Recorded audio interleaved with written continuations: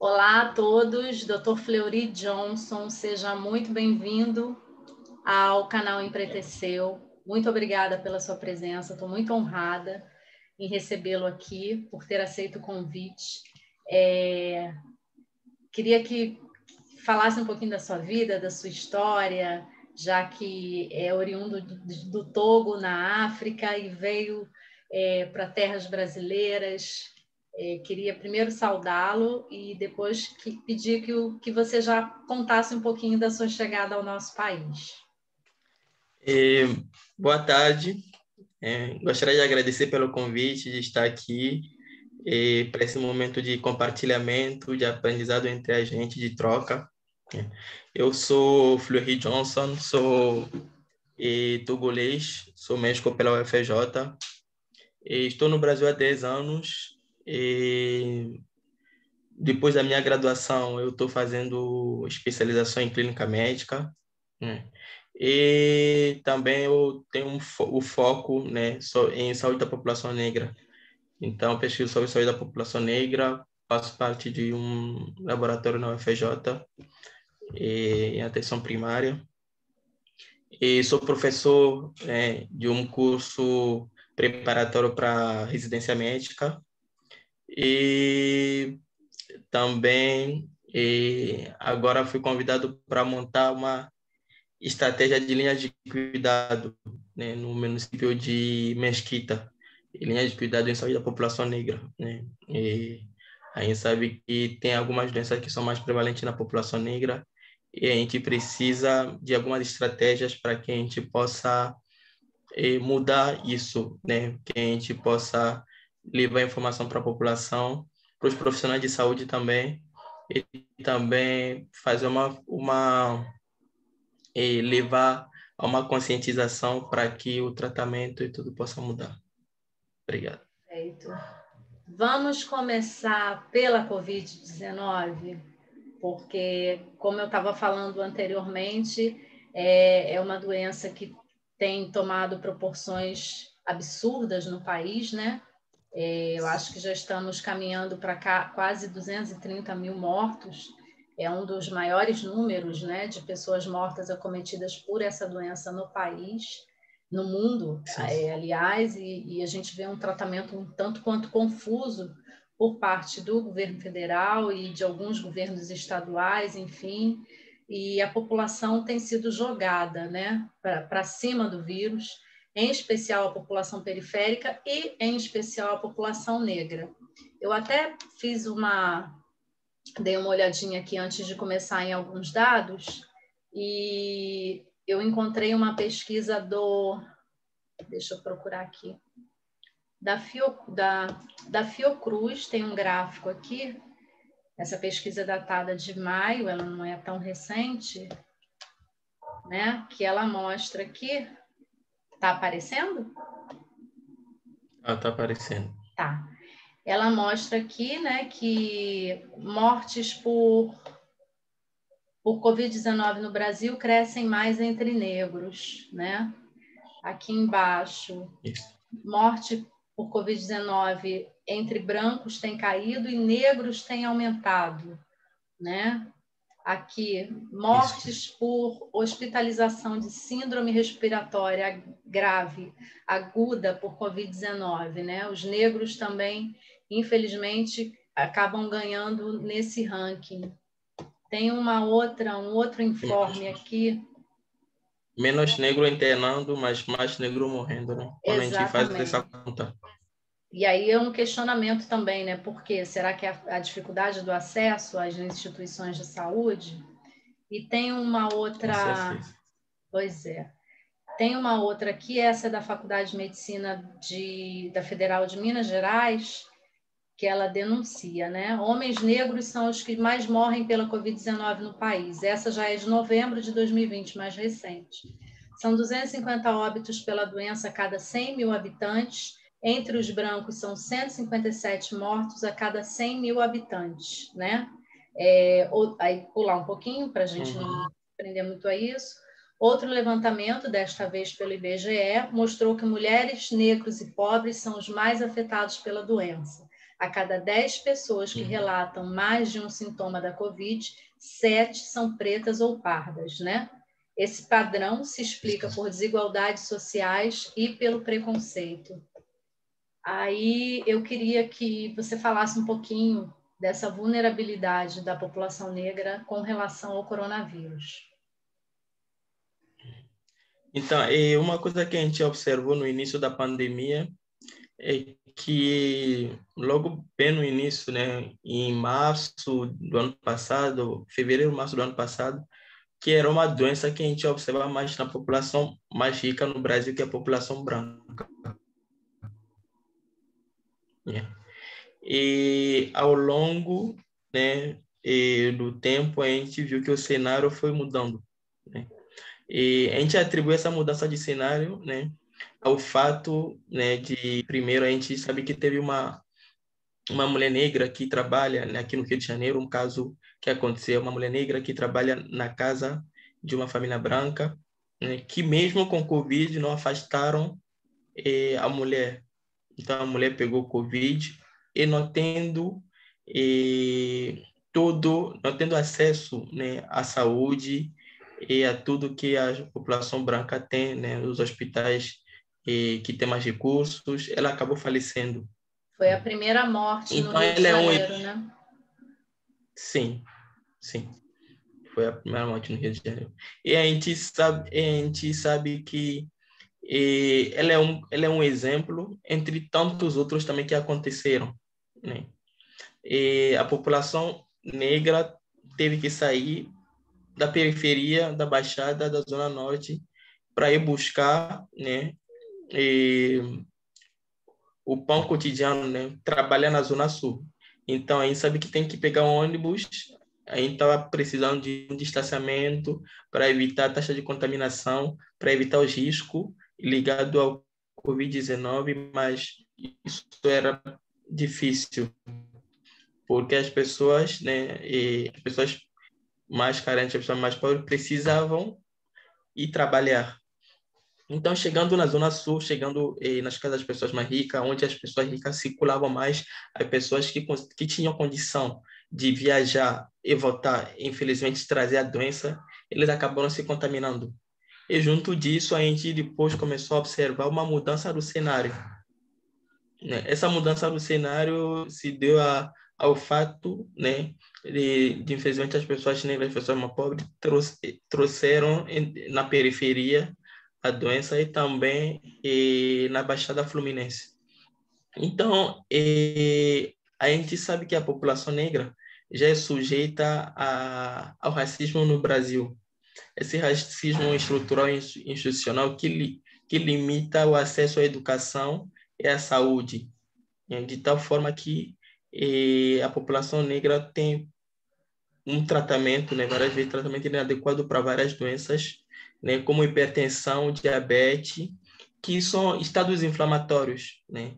Então essas inflamações acabavam piorando a doença. Então, por exemplo, a gente viu que o que a gente chama de grupo de risco, mas quem é essa população que estava mais nesse grupo de risco e que estava mais vulnerável? Era a população negra. Sim. Então, nesse grupo de risco, pode até ter pessoas, né, que, por exemplo, tinham uma hipertensão controlada, tomava só um remédio, tinha uma diabetes controlada, essa pessoa tinha menos risco, mesmo fazendo parte do grupo de risco. Então, as pessoas que também estavam dentro desse grupo de risco, que infelizmente não tinham acesso à saúde, né, entre os outros fatores como o estresse diário, junto da outra carga de trabalho e também das doenças mal controladas, são essas pessoas que acabaram, infelizmente, falecendo mais. E a gente viu que o Covid-19 tinha uma vítima no Brasil. Essa vítima tinha cor.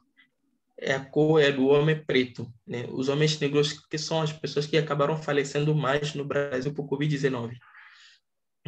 E também a gente sabe que também, além de tudo mais, né, tem também a carga do racismo que acaba sempre afetando, né? Porque a gente tem o racismo estrutural, a gente tem o racismo interpessoal, que também por muitas vezes existe entre os profissionais de saúde e também os pacientes, que acaba dificultando esse olhar mais humanizado para que a pessoa possa ser tratada de uma forma digna.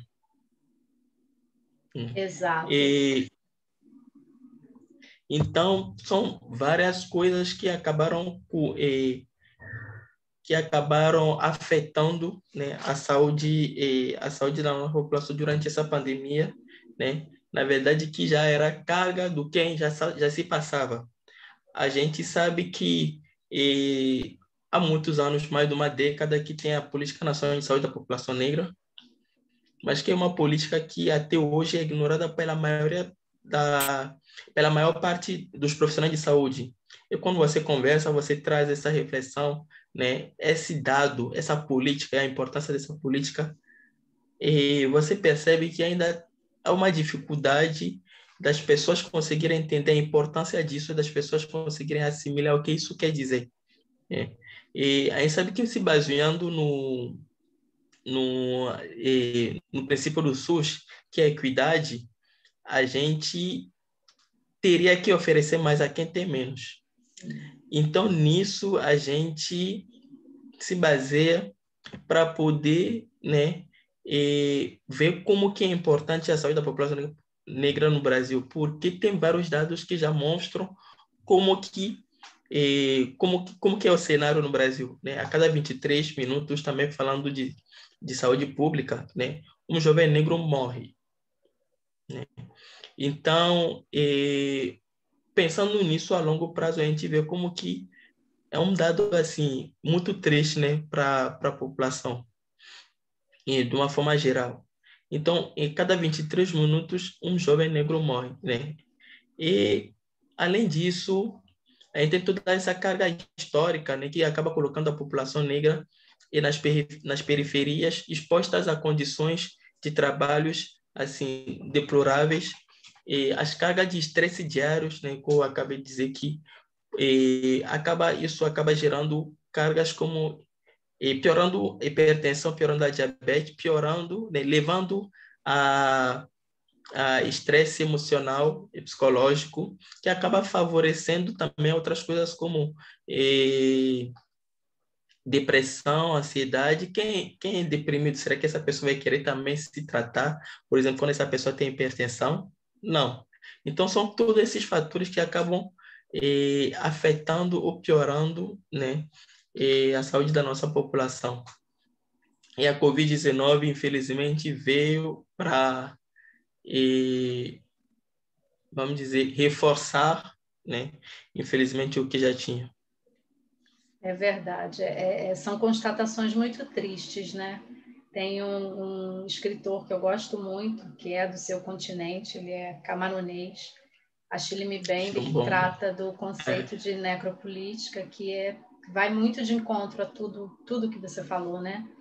Parece Sim. que essas questões são pré-pensadas e pré-estruturadas para exterminar mesmo essa população, né? Porque trazendo dentro dessa reflexão que você fez, o povo mais vulnerável, né, que precisa de um trabalho menos digno, e aí vem a depressão, a dificuldade de acesso aos serviços públicos de saúde, né? A gente sabe que apesar de alguns municípios terem se esforçado para ofertar à sua população, falo de municípios periféricos, Baixada Fluminense, também trabalho na Baixada Fluminense, né? Apesar do esforço de ofertar à sua população uma saúde mais digna, é uma população que cresceu desordenadamente, são números muito grandes, poucos municípios com hospitais, outros sem, e aí acaba essa população, né, vizinha acaba compartilhando ali os mesmos serviços de saúde. É tudo muito triste mesmo. E diante desse cenário caótico, como é que essa população, se é que pode, se é que existem maneiras, como é que essa população que precisa sair às ruas, que precisa buscar o seu sustento, principalmente agora com o fim do auxílio emergencial, né, que a gente não sabe se volta, se não volta, ainda está essa discussão e as pessoas precisam comer, né, e Muito, né? precisam buscar o seu sustento de suas famílias. Como é que se protege, por exemplo, eu vejo imagens às vezes de manhã, né, nos jornais, BRT cheio, trem cheio, ônibus, metrô, tudo cheio, impossível manter um distanciamento de centímetros, né? Quanto mais de mais de 1 metro. Máscara, eu soube de casos no período das filas do auxílio emergencial, as filas enormes da Caixa Econômica, de pessoas que não tinham máscara e só podiam entrar na agência usando, né, essa proteção. Então, o que elas faziam? Compartilhavam as máscaras. Uma emprestava para a outra na fila para poder entrar. Então, assim, é uma população que é carente até de máscara, né? População de rua, né? Como é que faz no momento desse? Eu participei de uma ação no sábado passado, direcionada para a população de rua, e eu olhava aquelas pessoas e eu pensava o tempo todo, como se proteger da Covid-19 nesse cenário? Eu acho que, não sei se é criatividade que tem que ter, se é proteção dos orixás, divina, de tudo, mas assim, o que essas pessoas podem fazer para tentar ter essa proteção? Eu acho que conta muito a proteção também dos orixás, né? Porque é uma doença muito triste, né? Que infelizmente se espalha muito rapidamente e tem um poder de contaminação muito fácil, né? E a gente, então, para quem tem máscara, para quem puder, né, usar máscara, recomendando sempre usar máscara, não colocar debaixo do nariz ou em cima da boca, deixar algum orifício exposto, né? É sempre cobrir bem, não colocar a mão que, por exemplo, segurou e segurou, acho que foi no BRT, na máscara, não, e no momento também tentar não se aproximar muito das pessoas, né? Mesmo que seja sabe que tem um espaço muito restrito, mas também tentar respeitar aquele espaço e não e tentar evitar no máximo de contato com as outras pessoas. É assim que sair do BRT, né?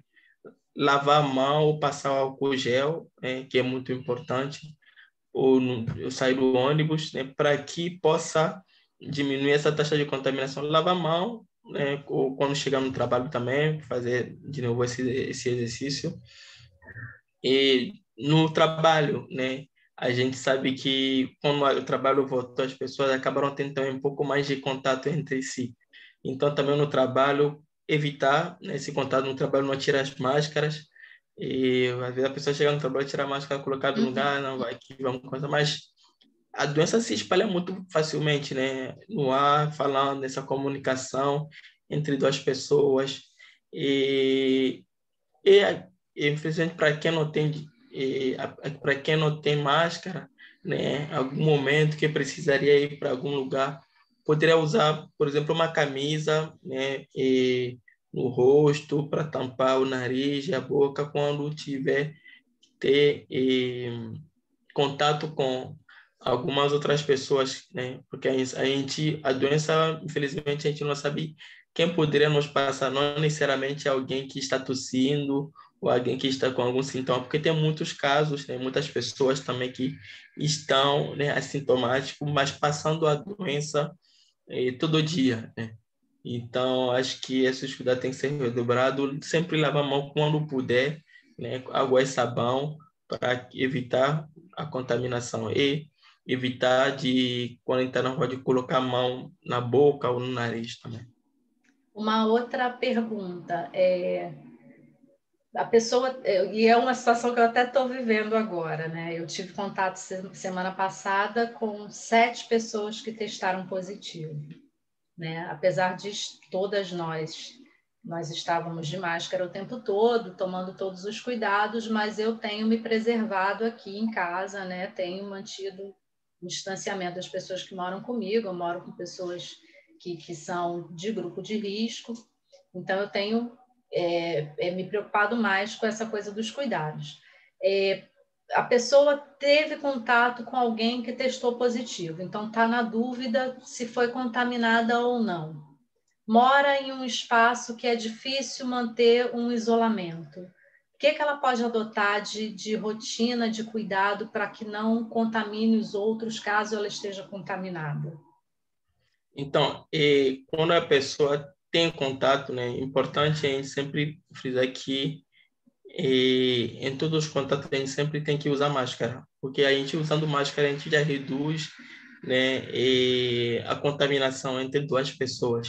Então a gente Uhum. reduz já esse risco de contaminação, né? Então, usando máscara, essa pessoa deveria, ok, assim que sair desse espaço, chegar em casa, mesmo sem tendo tendo eh, mesmo sem tendo esse encontro, né, com outras pessoas contaminadas, sempre lavar a mão, né, para evitar o risco e ficar atento a qualquer sinal, né, da Covid-19, né? Dor no corpo, febre, tosse, qualquer sinal. E é assim que aparecer algum sinal, testar para ver se ela está positiva ou não, né? Porque não necessariamente a pessoa também teve contato com alguém com Covid que a gente vai dizer que essa pessoa pegou Covid, né? Uhum. Porque a gente sabe que tem algumas medidas que são estabelecidas pela OMS para poder evitar e diminuir esse risco de contágio, né?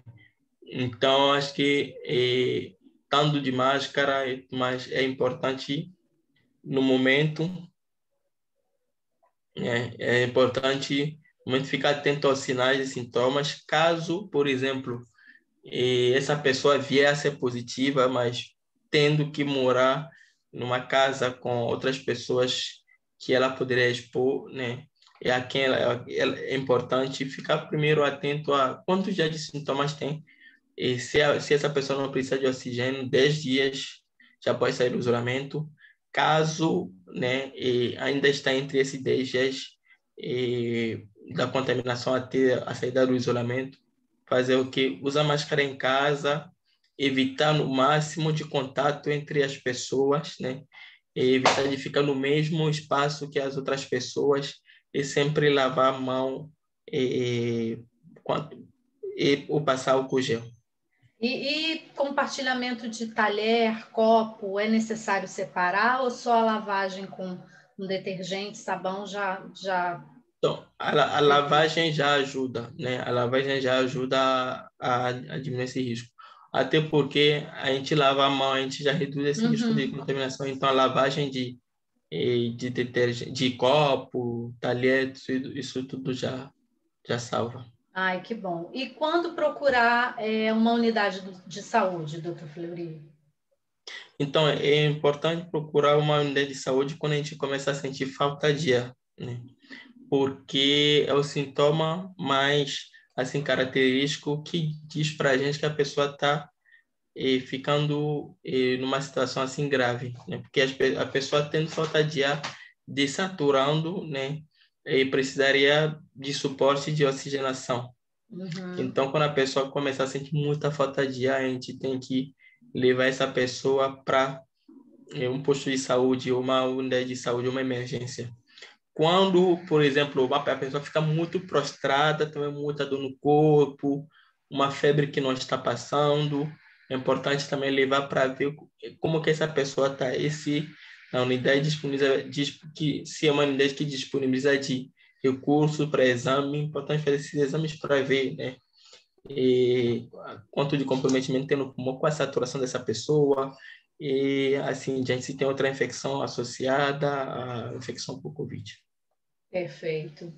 E eu tenho recebido alguns em grupos, né? Aquelas coisas de WhatsApp e redes sociais que a gente vê umas notícias aí que eu acho que acabam propiciando a propagação do vírus, como por exemplo, né? Começamos o verão carioca e os verões cariocas eu particularmente amo, né? São períodos lindos, a gente tem sol até 7 horas da noite, é uma cidade de litoral, um litoral maravilhoso, mesmo com toda a violência, é uma população que busca a rua, né? O carioca é um povo muito festeiro, as praias têm permanecido lotadas nos finais de semana de sol, e eu vi muitas postagens, não foram poucas, e recebi também alguns grupos de WhatsApp e até de pessoas esclarecidas, notícias, mensagens e informações dizendo que o coronavírus não sobrevive a 37 graus. Então, por conta disso, nós teríamos que agradecer pelo calor, porque nesse período a doença não se propagaria, né? E aí, diante dessas informações loucas, eu fico pensando o que aconteceu com Manaus, né? Que é uma cidade muito quente, e a gente, infelizmente, tem presenciado caos lá naquela região. Então, eu queria que desmistificasse esse tipo de informação, porque as pessoas acabam lendo, né, aquilo e eu fiz um Acreditando, estudo né? sobre mensagens e através de pesquisadores e teóricos, né, foi percebido que as mensagens escritas elas têm um potencial de credibilidade muito grande, né, principalmente por parte da população periférica, que infelizmente é uma população que geralmente não tem acesso à educação, tem um nível de escolaridade baixo, né, uma dificuldade de entendimento grande acerca de questões mais complexas, e às vezes a pessoa recebe aquela postagem, aquela imagem em forma de texto, né, e às vezes até dizendo que foi algum jornal que falou, e lê aquilo e acredita, né, e vai se expor.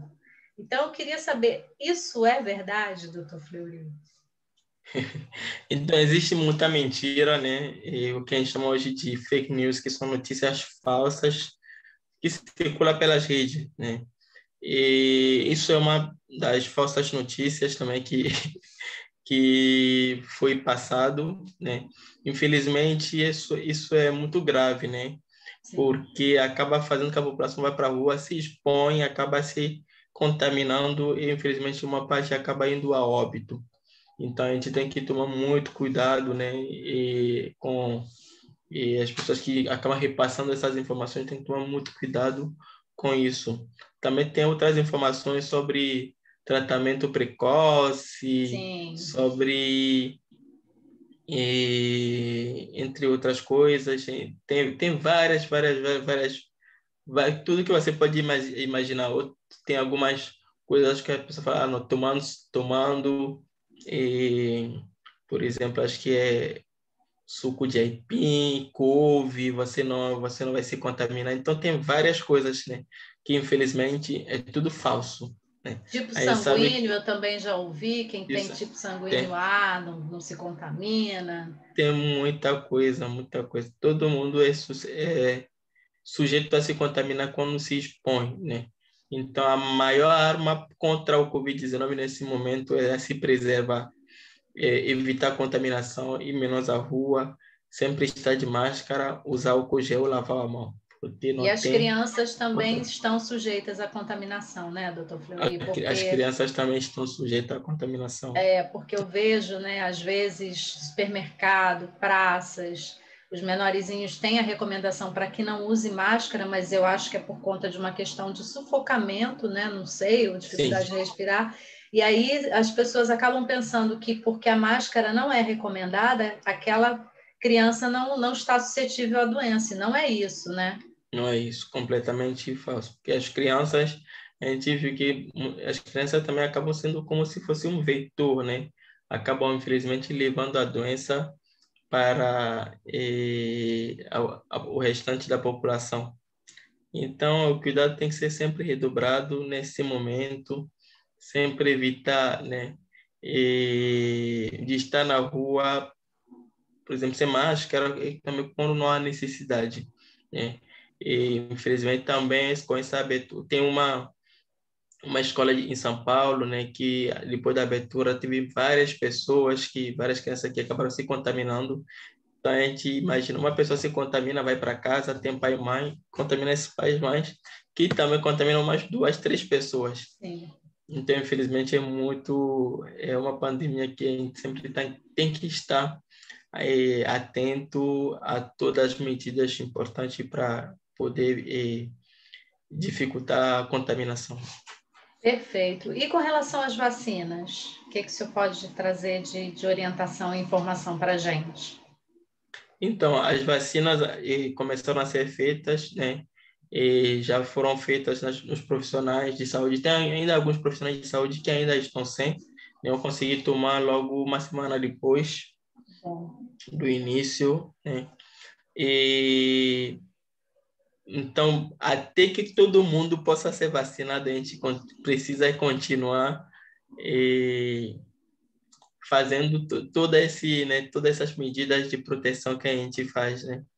Que é lavar a mão, máscara e tudo mais, né? Para que a gente possa realmente sobreviver para ter direito a essa vacina, né?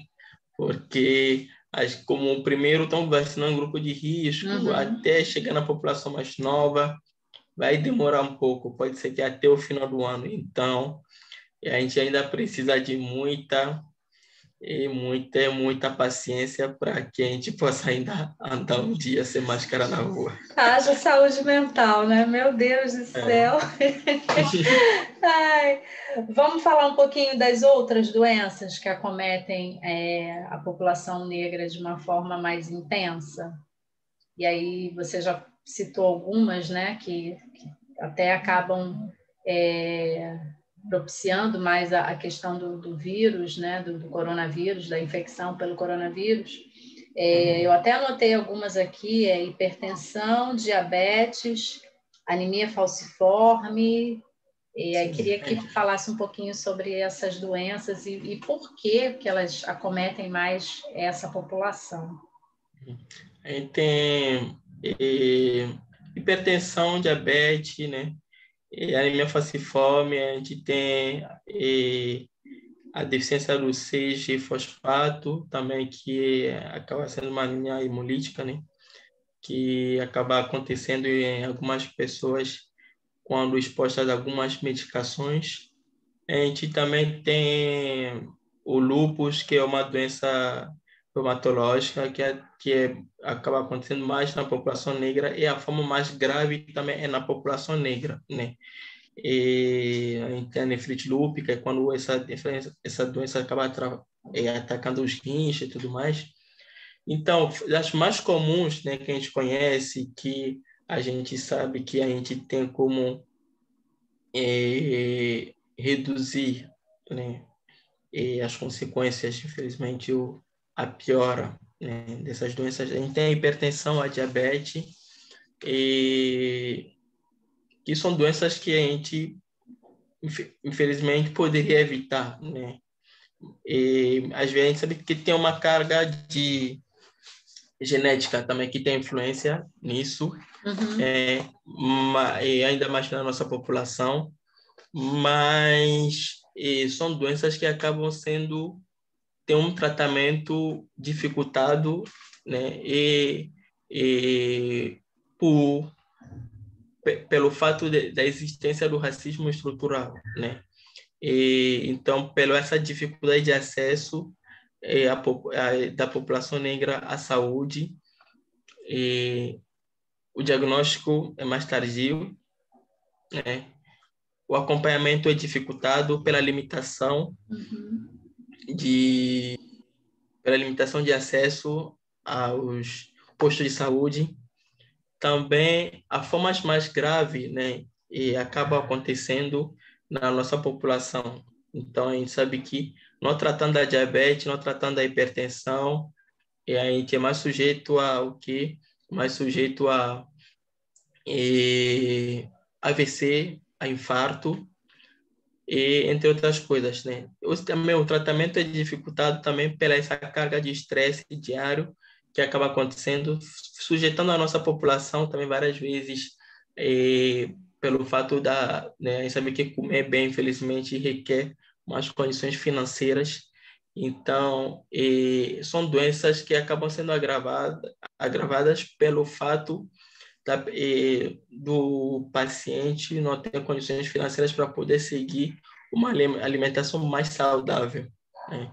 E Então, a também, gente... doutor Fleury, desculpa te interromper, mas só para pegar o gancho dessa questão financeira, o acesso ao medicamento, né? Porque hipertensão, diabetes, doenças crônicas, precisa de medicamento contínuo, né? Uma vez eu ouvi até de um cardiologista, eu sou hipertensa, e por um período o medicamento que eu usava, ele não estava resolvendo, eu continuava apresentando picos de pressão arterial. E Qual aí medicação? eu usava ARA2. Não funciona muito bem na população negra. E aí um cardiologista me falou que para o negro esse medicamento não seria recomendado, e aí ele deu lá a explicação técnica, me prescreveu um outro, porque ele falou que sim, aí, de acordo com as minhas características genéticas, ele teria uma ação mais eficaz, só que esse outro que ele me recomendou, o primeiro medicamento que eu usava, eu consegui até na farmácia popular, de forma gratuita. Esse outro, e foi o que realmente controlou, e hoje em dia, às vezes, minha pressão está até baixa, ele é um medicamento caro. E aí ele ainda me falou que ele vinha lutando em seminários e congressos de cardiologia para incluir esse medicamento que ele me prescreveu na farmácia popular, para que a população negra tivesse acesso a ele de forma gratuita. Só que eu acho que a farmácia popular nem existe mais, não sei. Né? E é isso mesmo, o Ainda medicamento que... existe. O medicamento gratuito, às vezes, não é muito eficaz, e aí é isso mesmo? E por quê? Então, realmente tem,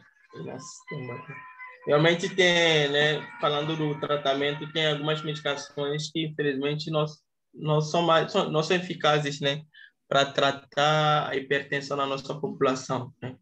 Por exemplo, medicações como Captopril e Losartana, que é o ARA2, são medicações que são são inibidor da enzima de conversão da angiotensina, né? E o outro que é o BRA, que é a Losartana, que também age no mesmo lugar no rim que a IECA, que é o Captopril. Então, Captopril e Losartana não são os melhores para controlar a pressão.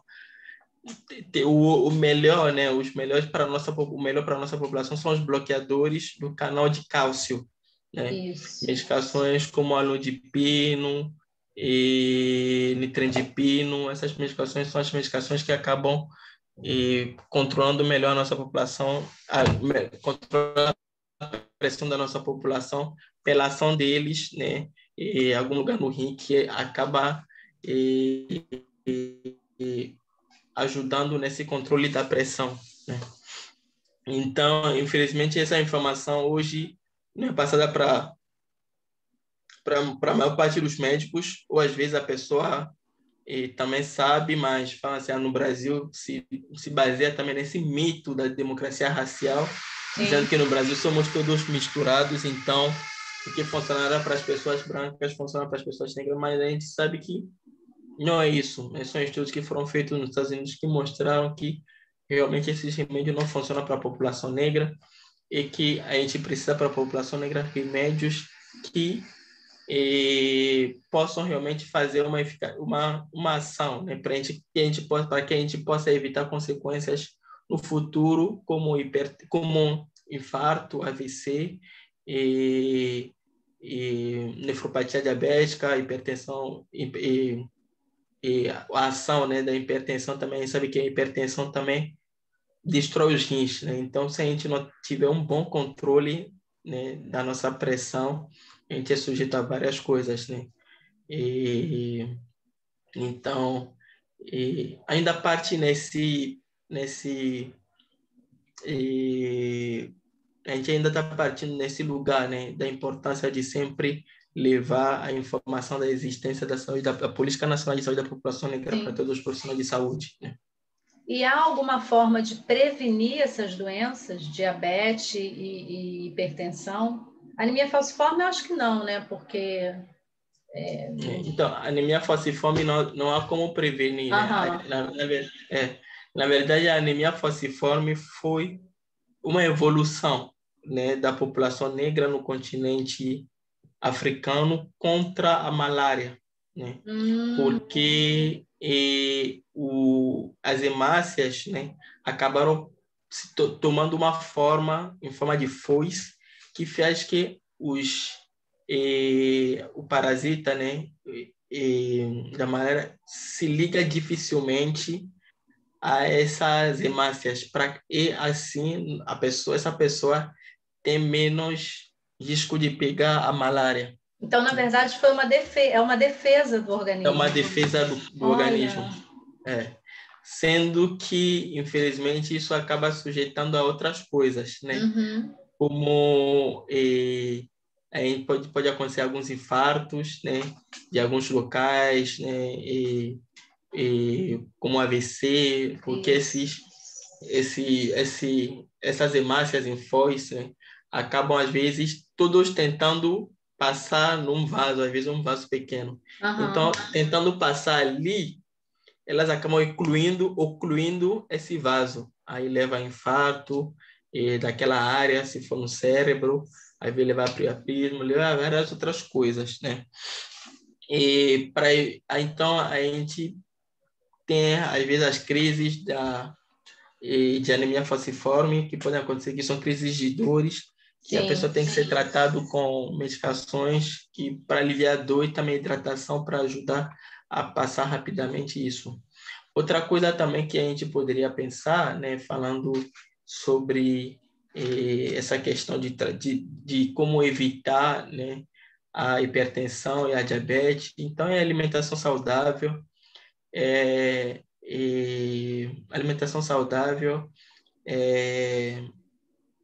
com exercício físico regular, tudo isso são medidas simples, mas às vezes para alguém que, por exemplo, tem que sair de casa às 5 horas da manhã e voltar às 10 horas da noite, é difícil poder cumprir isso, né? Então, seriam medidas que são mais que acabam fazendo essa diferença, né?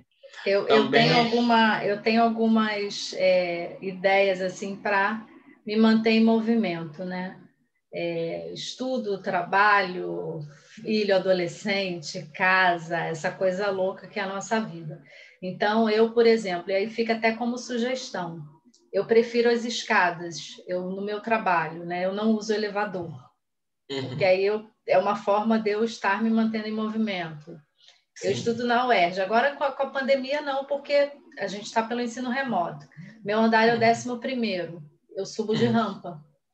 Porque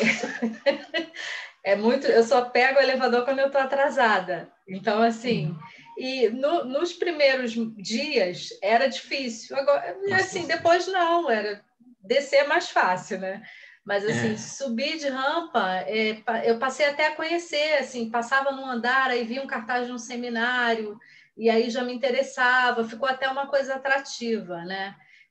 Se eu tenho que ir à padaria, por exemplo, eu tento fazer um caminho mais longo quando eu tenho tempo, né? E eu vou adotando, eu gosto muito, e eu caminho muito cedo, né?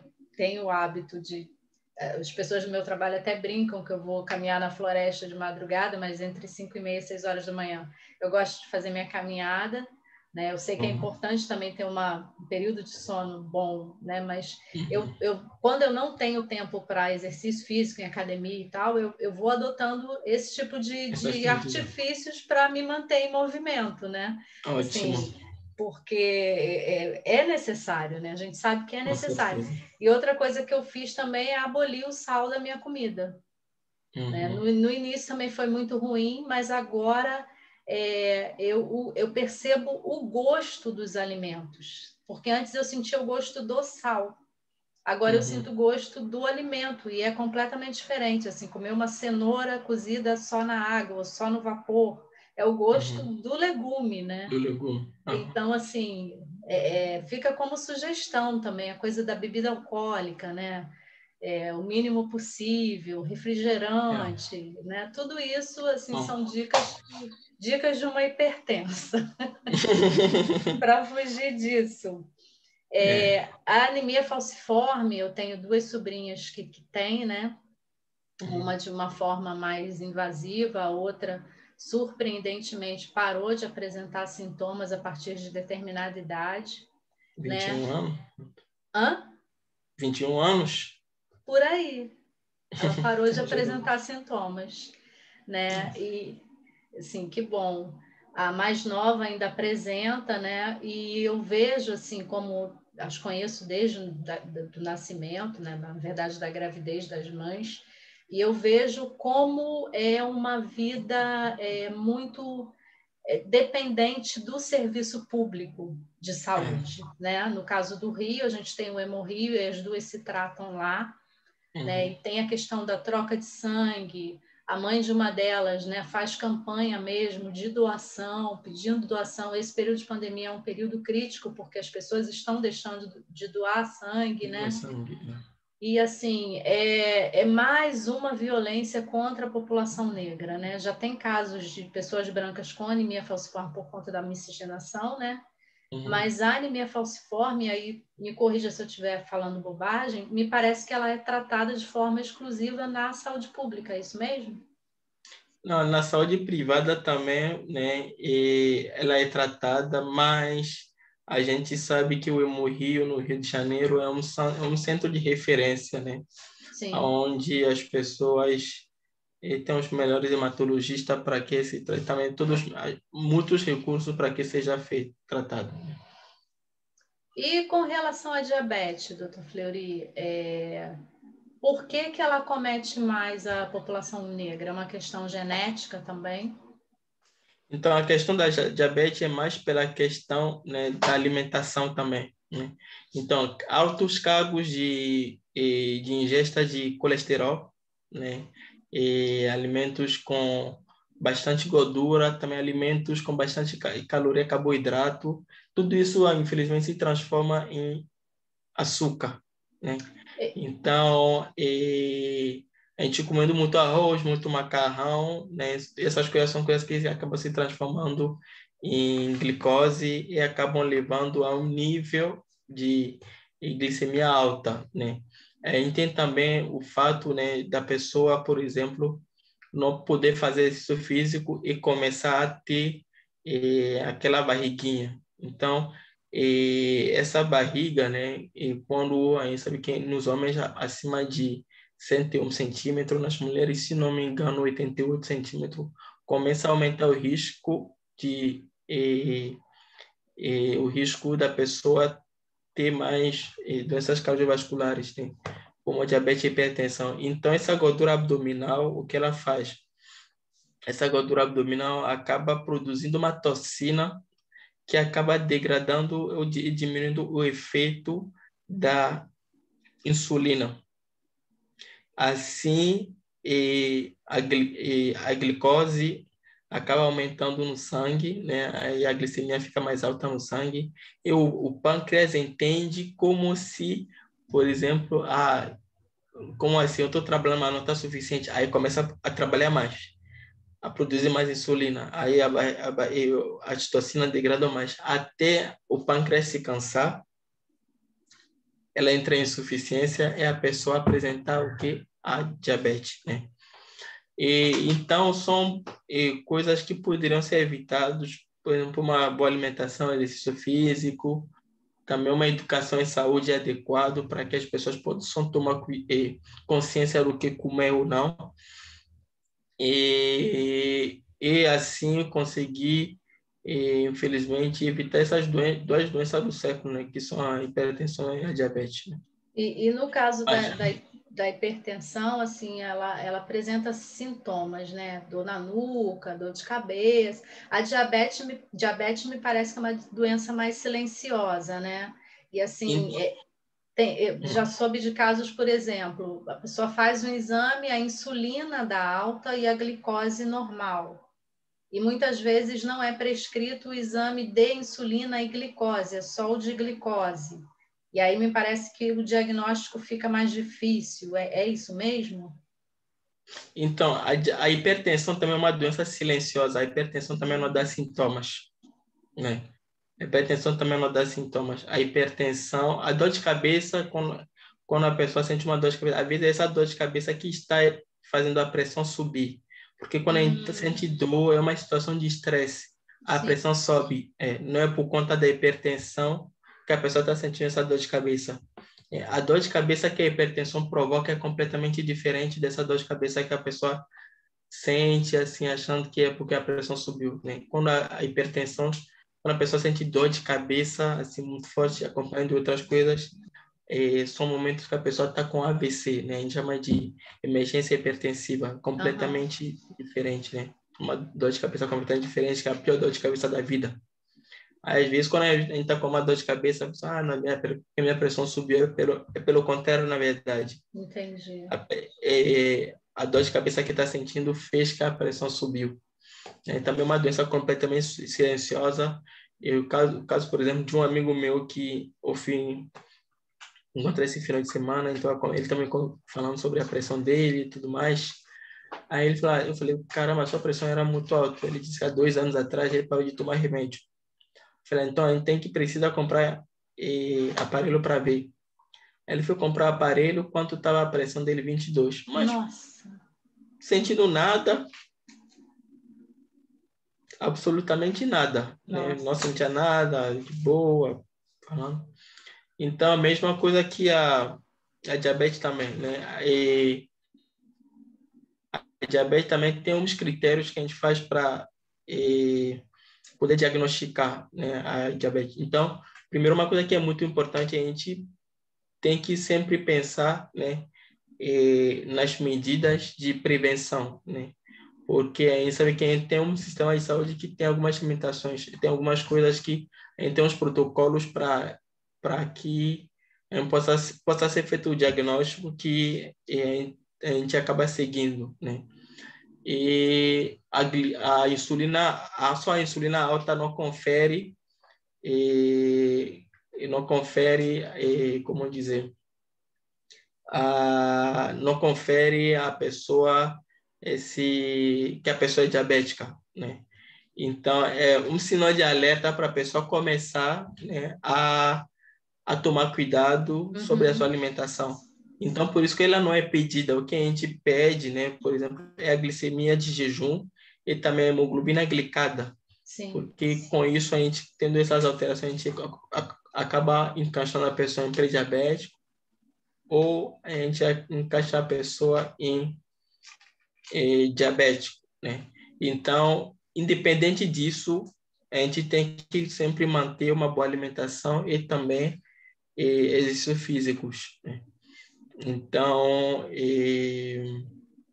essas coisas são bem importantes para que, mesmo se a pessoa fizer um exame, tá, todas as taxas estão ótimas, colesterol ótimo, glicemia ótimo, a gente sempre tem que falar para o paciente manter exercício físico, atividade e alimentação boa. Então, a chave para a nossa sobrevivência é essa, né?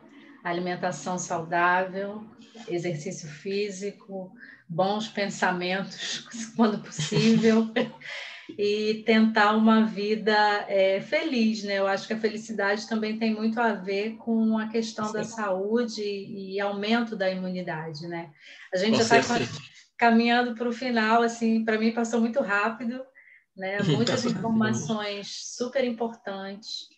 Eu queria agradecer muito pela participação, queria agradecer a Marcinha, que foi a ponte, né? Eu vi uma postagem que ela fez de agradecimento pelo seu atendimento com a mãe dela. Aí eu vi, eu falei, achei o médico. Aí fiz contato com ela e ela sempre solícita, super parceira, rapidinho intermediou esse nosso encontro. Queria deixar também, de forma explícita, meu agradecimento à Marcinha do Afrolage, que para mim o sobrenome dela é Márcia do Afrolage.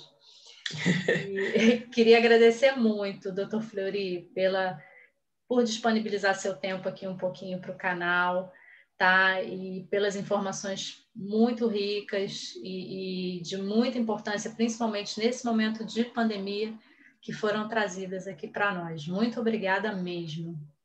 Eu que agradeço o convite, né? Sempre à disposição para essa troca que é muito importante. Eu gostei muito, né?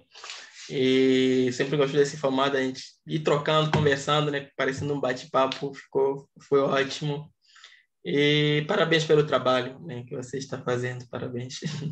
Muito obrigada. Muita sorte, muito sucesso na sua caminhada aqui nesse país louco. Obrigada. Tchau, Obrigado. tchau. Tchau, tchau.